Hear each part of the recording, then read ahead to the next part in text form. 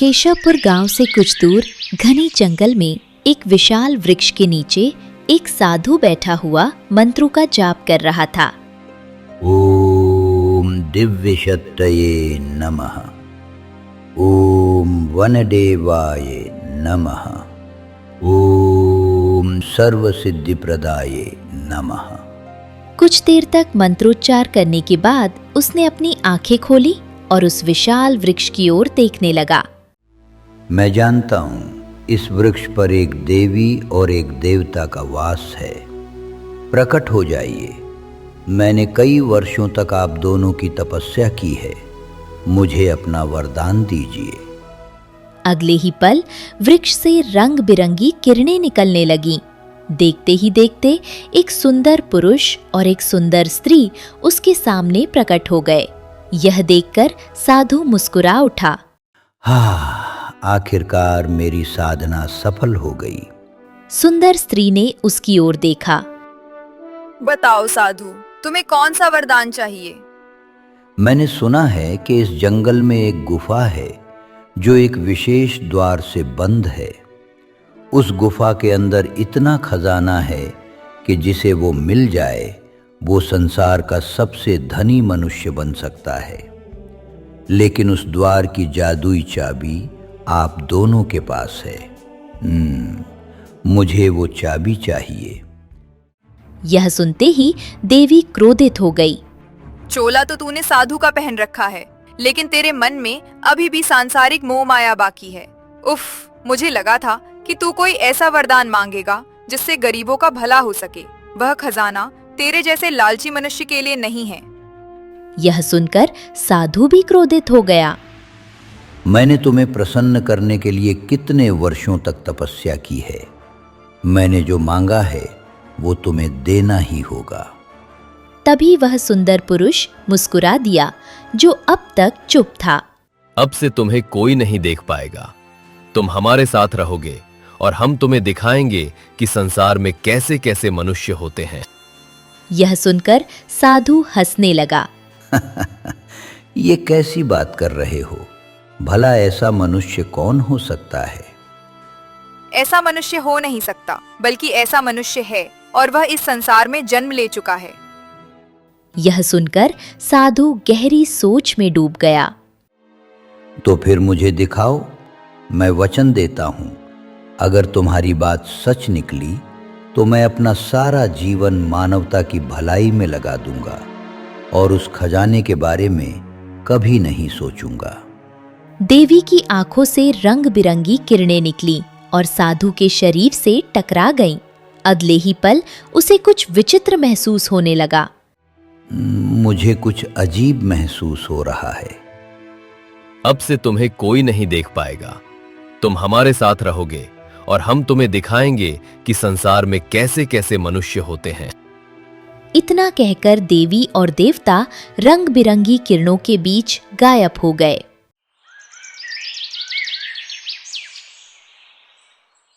केशवपुर गांव में अर्जुन अपनी पत्नी कुमुद के साथ रहा करता था। अर्जुन बहुत ही दयालु और परोपकारी मनुष्य था। उस समय वह चौधरी के खेत में मेहनत से काम कर रहा था। तभी सुखिया नाम का एक गरीब किसान दौड़ता हुआ वहां आया। अर्जुन भाई, मेरी मदद करो। अर्जुन ने काम रोककर उसकी ओर देखा। क्या हुआ चाचा? मेरा पुत्र अचानक बीमार पड़ गया है। मेरे पास उसके इलाज के लिए धन नहीं है। कैसे भी करके मुझे कुछ पैसे दे दो। अर्जुन ने अपनी जेब टटोली और उसमें रखे कुछ सिक्के निकालकर उसके हाथ में रख दिए। भगवान तुम्हारा भला करे। मैं ये धन बहुत जल्दी लौटा दूंगा। लौटाने की कोई जरूरत नहीं है चाचा। जाइए और अपने पुत्र का इलाज कराइए। यह सुनकर सुखिया खुशी खुशी वहां से चला गया। दूर खड़ा बलराम यह सब देख रहा था। वह मुस्कुराता हुआ अर्जुन के पास आ गया। वाह अर्जुन, मान गए तुम्हें। दूसरों के खेत में मजदूरी करते हो, लेकिन तुम्हारी हरिश्चंद्रगिरी अभी तक नहीं गई।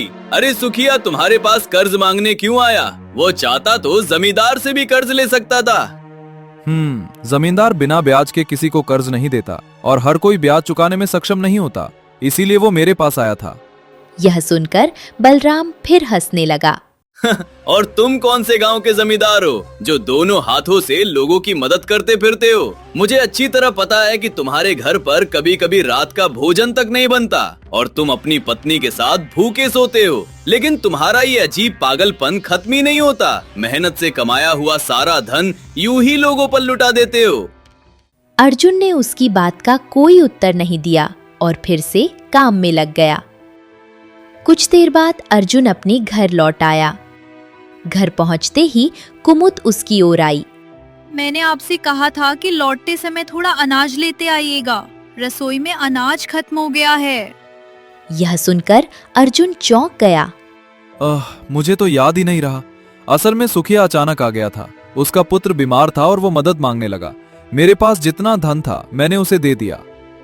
यह सुनकर कुमुद ने गुस्से से उसकी ओर देखा। तो फिर अब क्या करेंगे? क्या आज भी हमें भूखा सोना पड़ेगा? अर्जुन मुस्कुरा दिया। अगर एक दिन भूखे सो जाएंगे तो क्या हो जाएगा? कम से कम ये तो सोचो कि अगर हमारे धन से सुखिया का पुत्र ठीक हो गया तो वो हमें कितनी दुआएं देगा। यह सुनकर कुमुद कुछ देर तक अपने पति को देखती रही। उसकी आंखों में आंसू आ गए। वह चुपचाप वहां से चली गई। अर्जुन उदास होकर चारपाई पर बैठ गया। उस रात दोनों पति पत्नी भूखे ही सो गए। अगली सुबह अर्जुन सीधा चौधरी के घर चला गया। चौधरी अपने आंगन में बैठा हुआ था। उसने अर्जुन को देखा तो चौंक गया। अरे क्या हुआ अर्जुन, आज तू खेत में काम करने नहीं गया? मुझे कुछ धन की आवश्यकता है। लेकिन कल ही तो तू अपनी सारी मजदूरी लेकर गया था। हाँ, लेकिन सुखिया चाचा का पुत्र अचानक बीमार पड़ गया था। वो मुझसे मदद मांगने आ गए। मैं उन्हें मना नहीं कर सका। यह सुनकर चौधरी हंसने लगा। हाँ, कभी कभी समझ में नहीं आता कि तुझे क्या कहूँ, मूर्ख कहूँ या दुनिया का सबसे बड़ा मूर्ख। अरे बेवकूफ, तेरे घर पर खुद खाने के लाले पड़े रहते हैं, फिर भी तू ऐसी हरकतें करने से बाज नहीं आता। अरे जाओ, यहाँ से दफा हो जाओ। काम करना है तो करो, मेरे पास फूटी कौड़ी नहीं है। तुझे उतना ही धन मिलेगा जितना तू काम करेगा, और वो भी काम पूरा होने के बाद। अर्जुन ने कुछ नहीं कहा। वह निराश होकर खेत में जाकर काम करने लगा। समझ में नहीं आ रहा कि अब क्या करूं।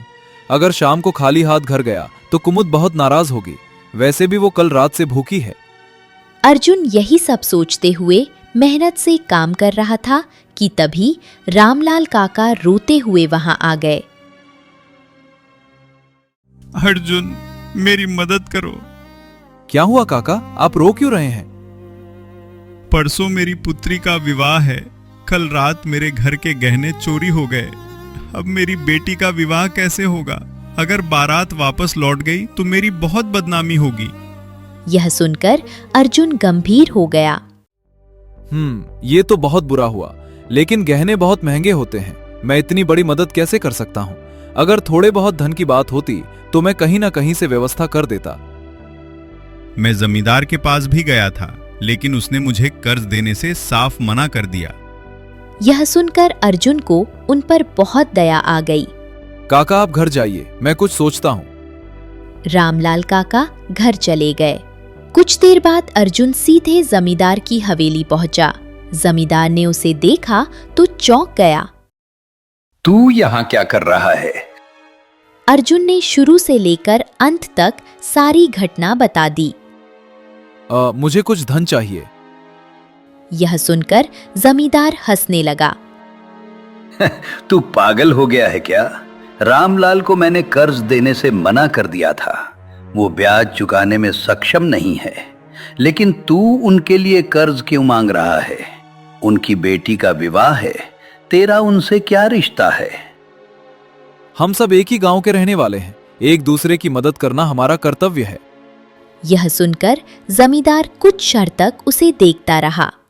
चल ठीक है, मैं तुझे कर्ज दे दूंगा, लेकिन तेरे पास गिरवी रखने के लिए क्या है? अर्जुन कुछ देर सोचने लगा। मेरे पास मेरा घर है। मैं अपने घर के कागज गिरवी रखने के लिए तैयार हूँ। ये सुनकर जमींदार ने उसे ऊपर से नीचे तक देखा, जैसे वो किसी पागल को देख रहा हो। ठीक है, कागज लेकर आ जाओ। कुछ देर बाद अर्जुन अपने घर से कागज लेकर आया। उसने जमींदार से कर्ज लिया और सीधे रामलाल काका के घर पहुंच गया। धन देखकर रामलाल काका की आंखों में आंसू आ गए। भले ही पूरा गांव तुम्हारा मजाक उड़ाता हो, लेकिन तुम जो कर रहे हो वो बहुत बड़ा काम है। तुम्हें इसका फल एक दिन जरूर मिलेगा। याद रखना, जिस दिन तुम्हें तुम्हारी अच्छाई का फल मिलेगा उस दिन पूरा गांव आश्चर्य में पड़ जाएगा। यही मेरी प्रार्थना है। ये सुनकर अर्जुन मुस्कुरा दिया। अब आप अपनी बेटी के विवाह की तैयारी कीजिए। कुछ देर बाद अर्जुन अपने घर लौट आया। घर पहुंचते ही कुमुद क्रोधित हो गई। तुमने घर के कागज भी जमींदार के यहाँ गिरवी रख दिए। कल से भूखी हूँ, घर में अनाज का एक दाना नहीं है। उफ, अब बताओ तुम्हारा क्या इरादा है? अर्जुन कुछ कहने ही वाला था कि तभी बाहर से किसी के आने की आहट सुनाई दी। अगले ही पल सुखिया वहां आ गया। उसकी पीठ पर अनाज की एक बड़ी बोरी रखी हुई थी। उसने वो बोरी नीचे रख दी। मुझे पता है कि तुम्हारे घर में अनाज नहीं है। जब मैं तुमसे मदद मांगने आया था तब तुमने ये नहीं सोचा कि तुम्हारे पास कुछ बचेगा या नहीं। तुमने मेरी मदद की तो क्या मेरा कर्तव्य नहीं बनता कि मैं भी तुम्हारी मदद करूं? लो, ये पूरे महीने भर का अनाज है। इतना कहकर वो वहां से चला गया। अर्जुन मुस्कुरा दिया और अपनी पत्नी की ओर देखने लगा। देखा तुमने, इसे कहते हैं किसी की मदद करने का परिणाम। ये सुनकर कुमुद ने गहरी सांस ली।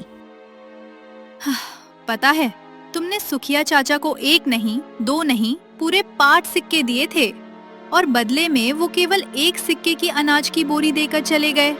फिर भी तुम इतने खुश हो रहे हो। कभी कभी तो मुझे तुम पर बहुत दया आती है। मुझे लगता है कि गांव वाले तुम्हारे बारे में बिल्कुल ठीक कहते हैं। तुम वाकई दुनिया के सबसे बड़े मूर्ख हो। इतना कहकर कुमुद गुस्से में पैर पटकती हुई वहां से चली गई। अर्जुन उसे जाता हुआ देखता रहा, लेकिन उसके चेहरे पर फिर भी हल्की सी मुस्कान बनी रही। समय ऐसे ही बीतने लगा। एक सुबह अर्जुन काम पर जाने के लिए तैयार हो रहा था कि तभी आकाश में काले बादल घिर आए और तेज वर्षा शुरू हो गई। कुमुद ने बाहर की ओर देखा। लगता है आज मूसलाधार वर्षा होने वाली है। मुझे नहीं लगता कि आज आपको काम पर जाना चाहिए। अर्जुन मुस्कुराया। चाहे वर्षा आए या ओले गिरे, मुझे किसी भी कीमत पर काम पर जाना होगा। मैं काम से छुट्टी नहीं कर सकता। वो घर से निकलने ही वाला था कि तभी जमींदार कुछ आदमियों के साथ वहां आ पहुंचा। अर्जुन, रामलाल काका के लिए जो तुमने मुझसे कर्ज लिया था, अब मेरा कर्ज मुझे वापस कर दो। ये सुनकर अर्जुन चौंक गया। जमींदार, मुझे कुछ और समय दे दीजिए। मैं आपका ब्याज तो बराबर चुका रहा हूं। हाँ, ब्याज दे रहे हो, लेकिन अब मुझे मेरा पूरा कर्ज चाहिए। मैं किसी को इससे अधिक समय नहीं देता। अगर धन का इंतजाम है तो ठीक है, नहीं तो अपना ये घर खाली कर दो। ये सुनकर अर्जुन घबरा गया। कैसी बातें कर रहे हैं आप? अभी मैं आपका कर्ज चुका देता हूं। इतना कहकर वो एक कमरे में गया और एक पुराना संदूक खोलने लगा। संदूक के अंदर कुछ पुराने सोने के गहने रखे थे, जो उसकी माँ की आखिरी निशानी थे। ये देखकर कुमुद चौंक गई। ये क्या कर रहे हो? तुम्हें याद नहीं, ये तुम्हारी माँ की आखिरी निशानी है। उन्होंने कहा था कि इन्हें अपने बुरे समय के लिए संभाल कर रखना। अगर ये बुरा समय नहीं है तो और क्या है? जमींदार धमकी दे रहा है कि अगर कर्ज नहीं चुकाया तो हमारा घर हमसे छीन लेगा। इतना कहकर वो गहने लेकर बाहर आया और जमींदार को दे दिए। ये लीजिए। जमींदार ने गहनों की जांच पड़ताल की। कर्ज तो पूरा हो गया, लेकिन अभी भी कुछ धन कम पड़ रहा है। इतना कहकर उसने अपने आदमियों की ओर देखा। इसके घर के बर्तन और जो कुछ भी सामान है सब बाहर निकाल लो। तभी मेरा पूरा कर्ज वसूल होगा। ये सुनकर अर्जुन चौंक गया। ये कैसी बात कर रहे हैं? मैंने आपको गहने दे दिए हैं। गहनों की कीमत मैंने अपने हिसाब से लगाई है और वो मेरे कर्ज से कम बैठ रही है, इसलिए मैं तुम्हारे घर का बाकी सामान भी ले जा रहा हूँ। वैसे भी तुम बहुत बड़े दानी हो, तुम्हें इतना दुख नहीं होना चाहिए, और अगर दुख हो रहा है तो ये बात पहले सोचनी चाहिए थी। कुछ ही देर में जमींदार के आदमी घर के बर्तन, अनाज और बाकी सामान बाहर निकाल लाए। जमींदार अर्जुन का मजाक उड़ाता हुआ वहां से चला गया। अर्जुन अपमानित सा खड़ा सब कुछ देखता रहा। तभी कुमुद रोते हुए उसके पास आई। अब बताओ क्या करोगे? तुमने अपनी माँ की आखिरी निशानी भी दूसरों की मदद करने में खो दी। हमारे घर का राशन, अनाज और बर्तन सब चले गए। जितना भी तुम कमाते थे वो ब्याज में चला जाता था। तुम्हारी जेब भी खाली है। लगता है अब हमें सारी जिंदगी ऐसे ही भूखा सोना पड़ेगा। इतना कहकर वो गुस्से में पैर पटकती हुई वहां से चली गई। अर्जुन का काम पर जाने का मन नहीं हुआ। वो निराश होकर चारपाई पर बैठ गया और बाहर होती वर्षा को देखने लगा। तभी उसके घर की कुंडी खटखटाई। अर्जुन ने दरवाजा खोला। बाहर एक बूढ़ा आदमी और एक बूढ़ी औरत खड़े थे। आप दोनों कौन हैं? मैंने आपको पहचाना नहीं। मैं एक गरीब आदमी हूँ। मैं अपनी पत्नी के साथ तुम्हारे गांव से होते हुए दूसरे राज्य जा रहा था, लेकिन अचानक वर्षा शुरू हो गई। मैंने गांव में एक रात रुकने के लिए शरण मांगी, लेकिन किसी ने हमारी मदद नहीं की। हर किसी ने हमें बताया कि तुम बहुत दयालु हो। ये सुनकर अर्जुन गहरी सोच में डूब गया। हे भगवान, मेरे पास तो आज खाने को भी कुछ नहीं है। आखिर मैं इन लोगों से क्या कहूँ? अगर इन्हें वापस लौटा दूंगा तो इन्हें बहुत दुख होगा। तभी बूढ़ी औरत बोली, हम पर दया करो बेटा, हम इस बारिश में कहाँ जाएंगे? ये सुनकर अर्जुन तुरंत संभल गया। अरे नहीं, आपको परेशान होने की कोई जरूरत नहीं है। आइए, आप दोनों अंदर आइए। इतना कहकर वो दोनों को घर के अंदर ले गया। फिर उसने पूरी बात अपनी पत्नी को बताई। ये सुनकर कुमुद क्रोधित हो गई। तो तुमने इन दोनों को एक रात के लिए अतिथि बनाकर यहाँ शरण दे दी। अरे खिलाओगे क्या? हमारे पास तो खाने के लिए कुछ भी नहीं है। यही तो मैं सोच रहा हूँ। तुम इनकार भी कर सकते थे। हिम्मत नहीं हुई। आज तक मैंने किसी जरूरतमंद को मना नहीं किया। कुमुद ने गुस्से से उसकी ओर देखा। तो फिर ठीक है, तुमने इन्हें अतिथि के रूप में स्वीकार किया है, तो इनके खाने पीने का इंतजाम भी तुम ही करो। कुमुद की बात सुनकर अर्जुन गहरी सोच में डूब गया। घर में खाने के नाम पर केवल थोड़ा सा आटा, कुछ सूखी लकड़ियां और मुट्ठी भर दाल बची थी। बाहर मूसलाधार वर्षा हो रही थी। वो एक बार फिर गांव में मदद मांगने निकल पड़ा। उसने कई घरों के दरवाजे खटखटाए, लेकिन किसी ने उसकी सहायता नहीं की। अरे अर्जुन, हमारे पास भी कुछ नहीं है। पहले अपने घर का सोचो, फिर दूसरों का। निराश होकर वो वापस घर लौट आया। कुछ देर तक वो चुपचाप बैठा रहा। तभी उसकी नजर घर के एक कोने में रखे मिट्टी के बर्तन पर पड़ी। उसने उसे खोला तो उसमें थोड़ा सा आटा और कुछ सूखे चने पड़े थे। उसके चेहरे पर हल्की सी मुस्कान आ गई। हाँ भगवान, लगता है आज भी आपने मेरी लाज रख ली। उसने खुद चूल्हा जलाया, थोड़ी सी दाल पकाई, सूखे चनों को उबाल लिया और आटे की पतली रोटियां बना दी। कुमुद ये सब चुपचाप देख रही थी। ये सारा खाना तो हमारे लिए भी पर्याप्त नहीं है। लेकिन हमारे अतिथि भूखे नहीं सो सकते। अतिथि भगवान का रूप होते हैं। अगर आज हम इनके साथ अपना भोजन बांट लेंगे तो क्या हो जाएगा? इतना कहकर उसने पत्तों की थाली में भोजन परोसा और बूढ़े दंपति के सामने रख दिया। लीजिए, प्रेम से भोजन कीजिए। आज हमारे घर में जो कुछ भी है वो सब आपका है। बूढ़े दंपति ने उसकी ओर देखा। उनकी आंखों में एक अलग ही चमक थी। और तुम लोग क्या खाओगे बेटा? हमारी चिंता मत कीजिए, आपका पेट भर जाए, हमारे लिए वही सबसे बड़ा भोजन है। ये सुनकर कुमुद की आंखों में आंसू आ गए। उस रात अर्जुन और कुमुद फिर भूखे ही सो गए, लेकिन दोनों अतिथि तृप्त होकर सो गए। अगली सुबह जैसे ही सूर्य की पहली किरण घर के अंदर पहुंची, अचानक पूरा कमरा रंग बिरंगी रोशनी से भर गया। अर्जुन और कुमुद घबराकर उठ बैठे। उन्होंने देखा कि बूढ़ा आदमी और बूढ़ी औरत अब वहां नहीं थे। उनकी जगह एक दिव्य पुरुष और एक दिव्य स्त्री खड़े थे। उसी समय एक साधु भी वहां प्रकट हो गया। उसे देखकर अर्जुन और कुमुद आश्चर्य में पड़ गए। अर्जुन, हम देवी और देवता है। साधु अब भी आश्चर्य से अर्जुन को देख रहा था। मैं अब भी विश्वास नहीं कर पा रहा कि ऐसे मनुष्य भी संसार में होते हैं। तुम्हारे पास कुछ भी नहीं था, तुम बर्बाद हो चुके थे। तुम्हारे घर में खाने का एक दाना नहीं था, फिर भी तुमने हमें अतिथि बनाकर सम्मान दिया और प्रेम से भोजन कराया। मैंने आज तक तुम जैसा मनुष्य नहीं देखा। ये सुनकर अर्जुन ने हाथ जोड़ लिए। मैंने तो केवल अपना कर्तव्य निभाया है। तभी देवी ने अपनी आंखें बंद कर एक दिव्य मंत्र पढ़ना शुरू किया।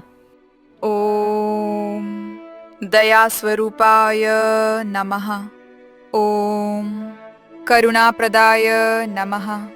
ओम पुण्य फल प्रदाय नमः। अगले ही पल उनके हाथों में एक चमकता हुआ पत्थर प्रकट हो गया। उन्होंने वो पत्थर अर्जुन के हाथों में रख दिया। यह साधारण पत्थर नहीं, बल्कि उस गुफा की जादुई चाबी है। जंगल में एक गुफा है, उसमें इतना खजाना है कि किसी राजा के पास भी नहीं होगा। उस खजाने का असली मालिक तुम हो, क्योंकि धन उसी के पास जाना चाहिए जिसके मन में दया और करुणा हो। ये सुनकर अर्जुन और कुमुद की आंखों में आंसू आ गए। मुझे क्षमा कर दीजिए, मैंने धन के लोभ में आकर आपसे खजाना मांगा था, लेकिन आज मुझे समझ में आ गया कि सच्चा धन सोना चांदी नहीं, बल्कि इंसान की अच्छाई होती है।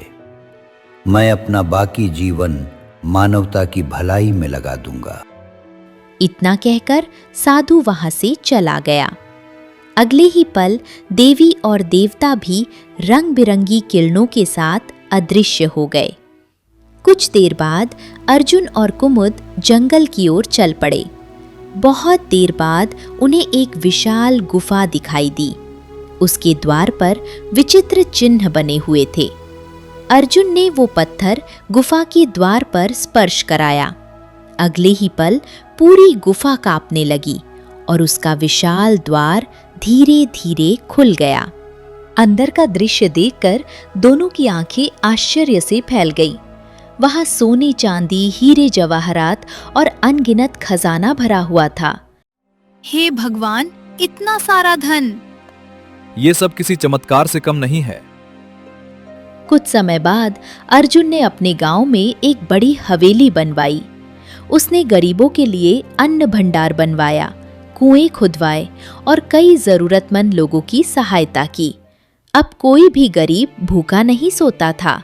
पूरे गांव में उसकी दयालुता की चर्चा होने लगी। लोग उसे धनवान नहीं, बल्कि दयालु सेठ अर्जुन कहकर पुकारने लगे। उस बरसाती रात गरीब अर्जुन के घर 2 अनजान मेहमान आए थे, लेकिन जाते जाते वे उसकी तकदीर बदल गए।